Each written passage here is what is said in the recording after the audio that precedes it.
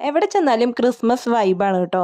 ഏത് കടയിൽ കയറിയാലും റെഡും വൈറ്റും മാത്രമേ ഉള്ളൂ കാണാനായിട്ട്. അപ്പം ഞങ്ങളും ഇതുപോലെ ഒരു കടയിൽ കയറി. ആ കടയിലുള്ള കാഴ്ചകളാണ് ഇതൊക്കെ കേട്ടാ. പണ്ടത്തെ പോലെ ഒന്നുമില്ല, എന്തോരം വെറൈറ്റി സാധനങ്ങളെ കാണുമ്പോൾ തന്നെ കൊതിയാവുക. എനിക്കിതെല്ലാം വാങ്ങിക്കണം എന്നുണ്ടായിരുന്നു, പക്ഷേ ഞാനൊന്നും വാങ്ങിച്ചില്ല. ആദ്യത്തിന് ഒരു തൊപ്പി മാത്രം വാങ്ങിച്ചുള്ളൂ കേട്ടാ. ഓരോ കടയിലും ഓരോ വെറൈറ്റി സംഭവമാട്ടോ. ഒരു കടയിൽ കാണുന്നതല്ല വേറെ കടയിൽ കാണുക അങ്ങനെ. മാല ബൾബുകളിലും നക്ഷത്രങ്ങളിലും എന്തിന് ക്രിസ്മസ് അപ്പൂപ്പന് വരെ വെറൈറ്റിയാണ്. നമുക്ക് കാണുമ്പോൾ തന്നെ എന്താ പറയുക, വാങ്ങിക്കണം വാങ്ങിക്കണം അങ്ങനെ തോന്നും. അപ്പം ഞാൻ ആക്രാന്തം കാരണം എന്താ ബോൾസിൻ്റെ സെറ്റൊന്നും എടുത്തതാ, കയ്യിൽ നിന്ന് പോയി. എന്നാലും കുഴപ്പമൊന്നുമില്ല. അതാ പുൽക്കൂടുകൾ കണ്ട സെറ്റായിട്ടാണ് ഇറങ്ങിയെടുക്കുന്നത്. അതുപോലെ ക്രിസ്മസ് ട്രീസ് ഇതൊക്കെ എന്താ റെഡിമെയ്ഡായിട്ട് വെച്ചിരിക്കുന്നതാണ് കേട്ടോ. മരത്തോണ്ട് ഉണ്ടാക്കിയതാണെന്ന് തോന്നുന്നുണ്ട്, കാരണം മുകളിൽ ഷീറ്റാ എന്തോ ഇട്ടിരിക്കുകയാണ്.